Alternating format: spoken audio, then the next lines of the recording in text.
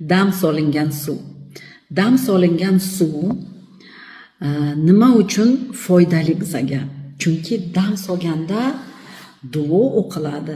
Xuddi o'sha duo suvni molekulalarini orasiga klaster bo'ladi. Masalan, molekula ichida nima klasterlar ichiga magnitofon lentasiga yozilgandek ma'lumot yoziladi va o'sha ma'lumot ishlab boshlaydi.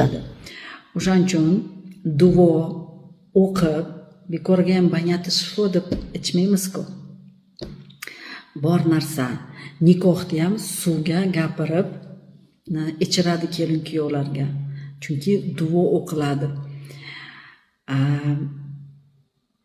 Mana shu ma'lumot, mana shu narsani hayotda to'g'ri qo'llansangiz, ancha sog'ayishga qadam qo'ygan bo'lasiz.